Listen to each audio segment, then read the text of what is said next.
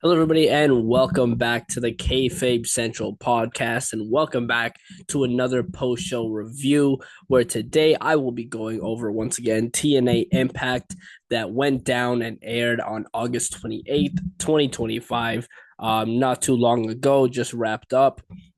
So I will be going over everything that happened, all the results of the matches, all the segments, all the promos, and all of that good stuff. I will be going over, giving my small opinions on things and all good things like that.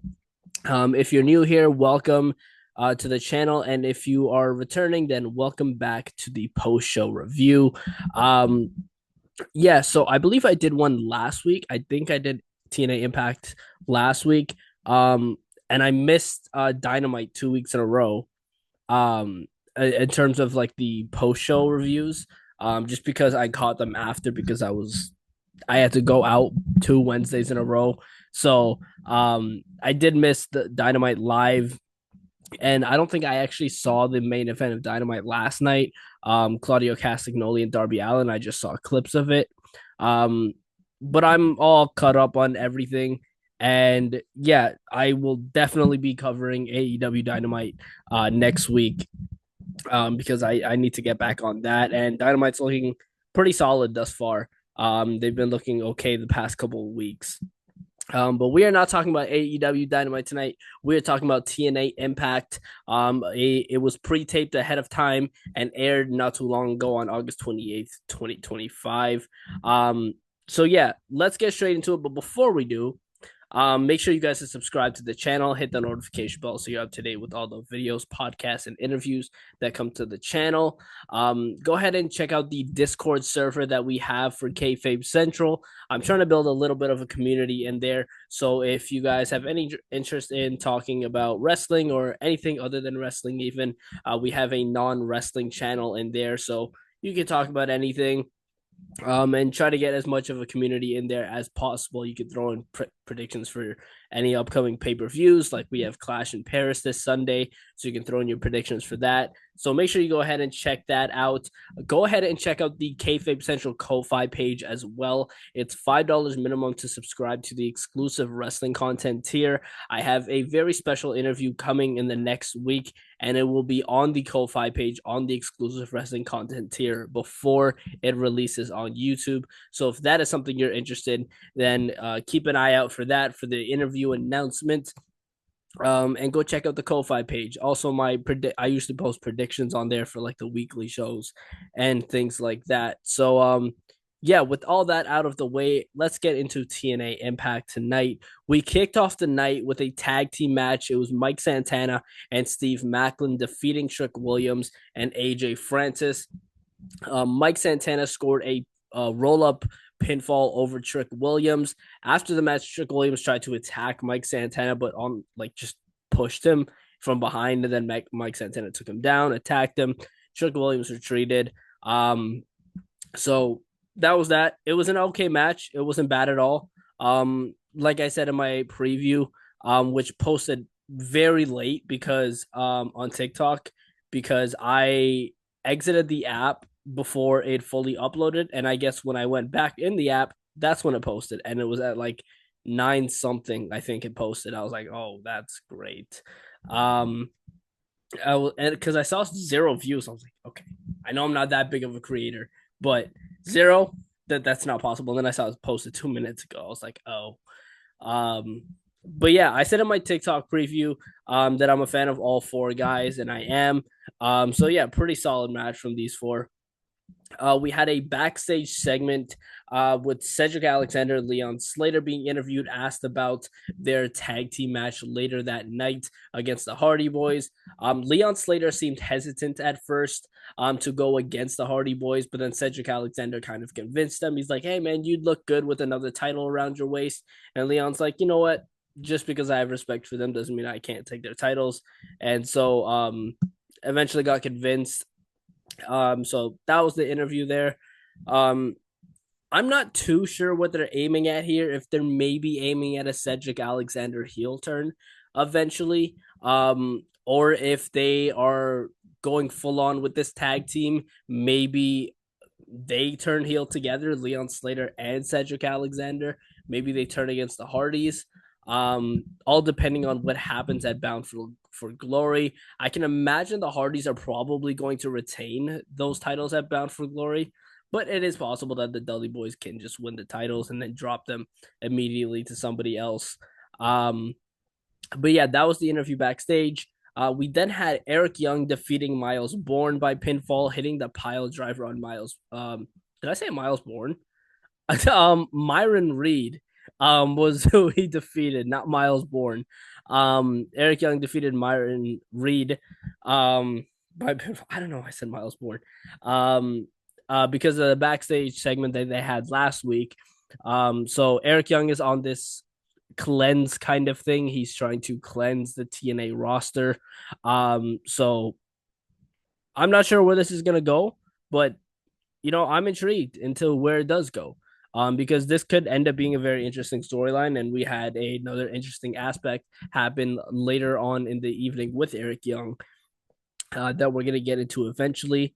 Backstage, we had a Dani Luna promo thing, obviously a pre-taped video promo, where she said she's out of limbo now. She doesn't have anyone holding her back.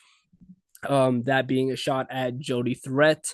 So yeah, Dani Luna looks like she's going full on heel now, which is going to be interesting. I never imagined Dani Luna as a heel, and I don't know if she has played a heel before, and I just don't know. But this is going to be really interesting. Spoiler alert for what happens later in the show. We end up getting a triple threat next week.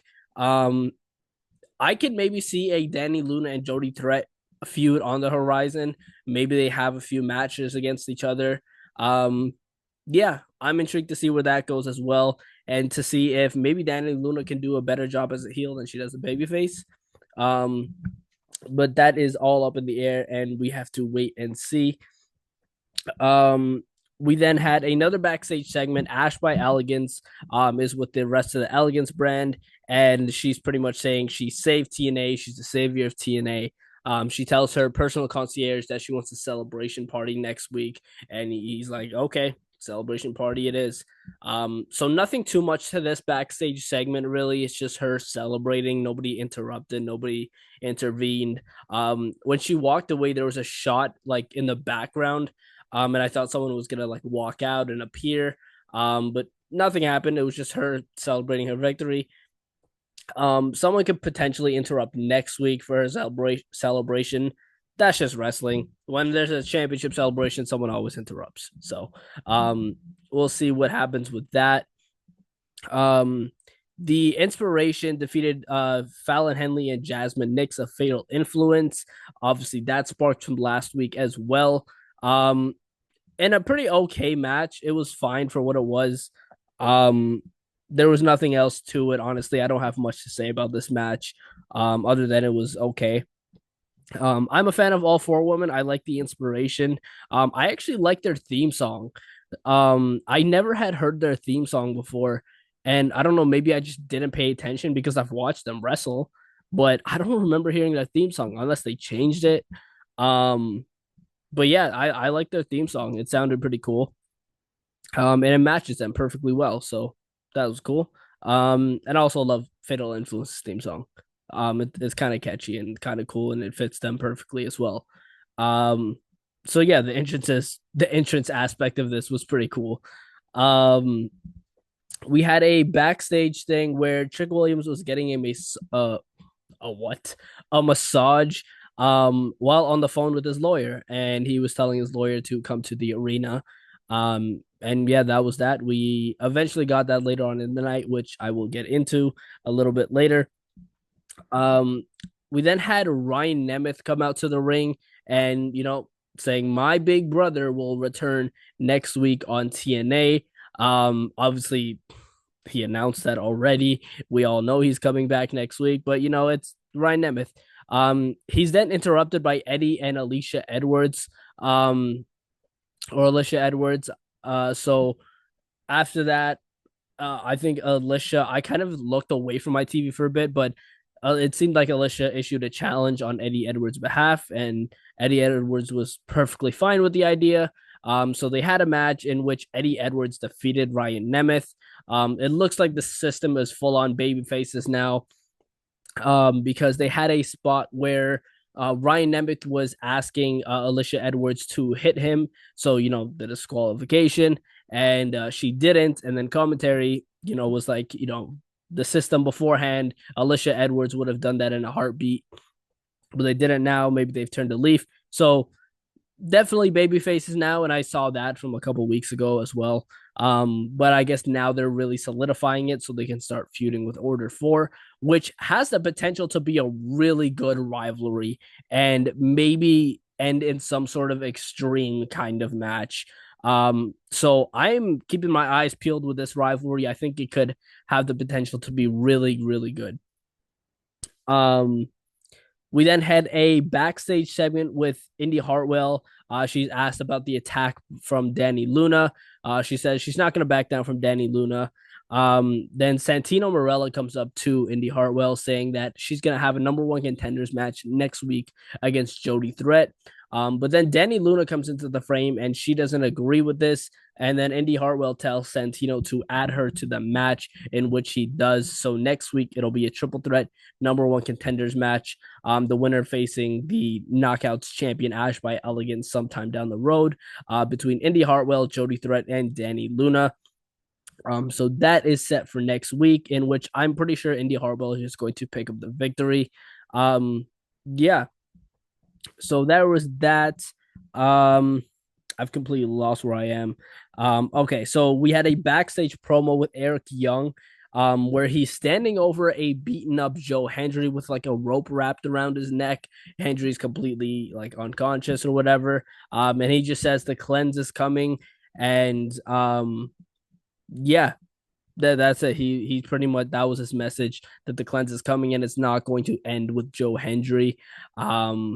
So I'm interested in what the end goal is with this, because is this going to end up with Eric Young cleansing out as much people as possible and winning the TNA World Championship? Obviously, he can't do that now with Chuck Williams being the champion, because heel versus heel dynamic may not work. But it's very possible Mike Santana is going to be winning that TNA World title at Bound for Glory. So maybe the end goal is Eric Young winning that TNA World title from Mike Santana. Or maybe he goes after the X Division title with Leon Slater being the champion right now. I'm not too sure what the end goal is here, but I'm intrigued. I'm intrigued. It's a very interesting storyline, and like there's some things, and I'll be completely honest, that TNA does that's just like it's stupid, and it's like, okay, this isn't the greatest thing. But when you really analyze and you really watch it, because this was like the first TNA Impact episode that I really paid attention to, and I was like, okay, wait, there's some potential here. There definitely is some potential here. Like with the System and Order 4 rivalry, that seems like it could be a good start to a feud, and a good start to a really like intense feud. Speaking of Order 4, we had Tasha Steelz defeating Mara Sade by pinfall, but she had her feet on the ropes. After the match, Agent Zero came out, and like Tasha Steelz was attacking Mara Sade, and Order 4 was holding Sade. Agent Zero lays out Sade with a clothesline, which completely caught me off guard, because I didn't think they were going to do that. I know they've done it quite a bit in TNA, but it's still kind of shocking when they do, because you watch WWE, you watch AEW, that rarely ever happens. But they've done it quite a bit in TNA just to put over these heels. And honestly, cool. Like if they're okay with it, if the person getting clothesline is okay with it, then why not? If you can generate heat that way, then that's perfectly fine.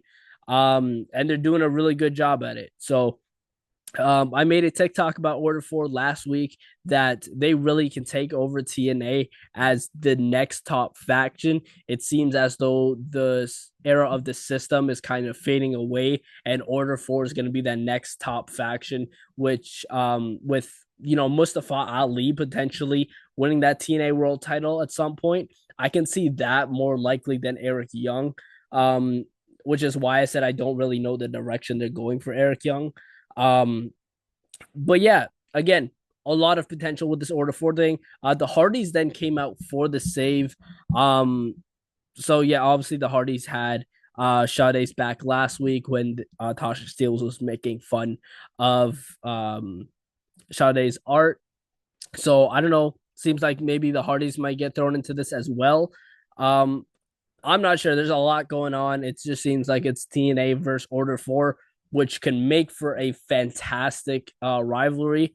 And hey, maybe this could be a good pitch.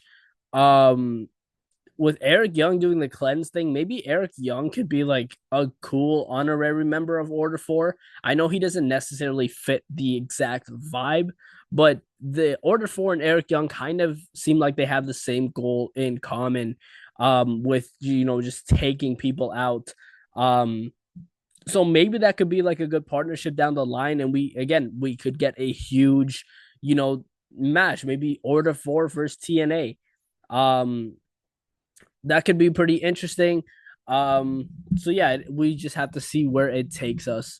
Um, that then took us into the final match of the night, which was the Hardys defeating Leon Slater and Cedric Alexander in a non-title match, a match that was pretty freaking good. And I expected this from these four, though. It's the Hardys, it's Leon Slater, it's Cedric Alexander, someone I've been a fan of for a very long time, and I think could have gone far places in the WWE.